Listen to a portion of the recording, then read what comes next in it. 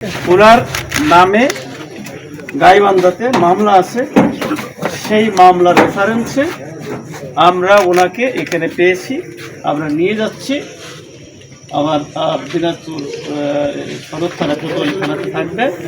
পরবর্তীতে দিনাজপুর গাইবান্ধা থেকে পুলিশ সদস্যরা আসবে, এসে ওনাকে নিয়ে যাবে, নিয়ে গাইবান্ধা কোর্টে ওনাকে হাজির করবে। উনি গত মার্চ মাসের 1 তারিখ থেকে এই বাসায় আত্মগোপন করেছিলেন।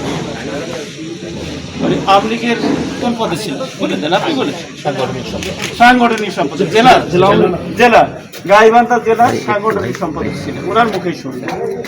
ঠিক আছে, উনি নির্বাচিত সাবেক উপজেলা চেয়ারম্যান এবং সর্বশেষ যে 2024 সালের 7ই জানুয়ারি যে সংসদ ইলেকশন হয়েছিল, সেই ইলেকশনে তিনি নির্বাচিত মেম্বার অফ পার্লামেন্ট। তিনি গাইবান্ধা জেলার কয়েকটি মামলার দুটি মামলায় উনি তালিকাভুক্ত আসামি। আমাদের এখানে আত্মগোপনে ছিলেন, আমরা সংবাদ পেয়ে আমরা ওনাকে নিয়ে যাচ্ছি এবং গাইবান্ধা পুলিশকে আমরা হস্তান্তর করে দেব। মালিক ওনার আপন ভগ্নিপতি, জি, রাষ্ট্রপতি নয়, বাংলাদেশের যিনি বাংলাদেশের প্রথম স্পিকার শাহ আব্দুল হামিদ, উনি আমার আপন দাদা, ওনার দাদা। আর ওনার চাচাও একজন এমপি ছিলেন গাইবান্ধা 4 আসনে। আমার চাচা, আমার 3 পুরুষের আমরা পার্লামেন্ট সদস্য। আমি স্বতন্ত্র থেকে এমপি ছিলাম, আমি স্বতন্ত্র থেকে উপজেলা চেয়ারম্যানও ছিলাম। আমি এবারই সর্বশেষ এমপি হয়েছি, উপজেলা চেয়ারম্যান পদত্যাগ করে আমি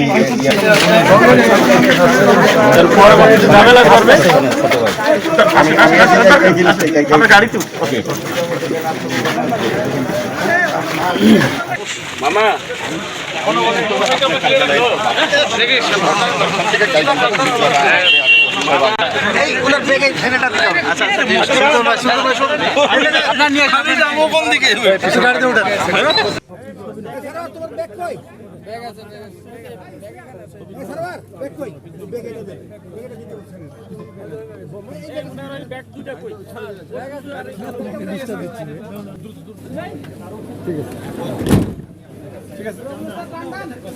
চলে যান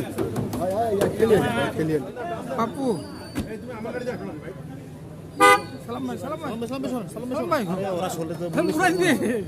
দাঁড়ায় থাকেন, ছবিটা না আনা পর্যন্ত।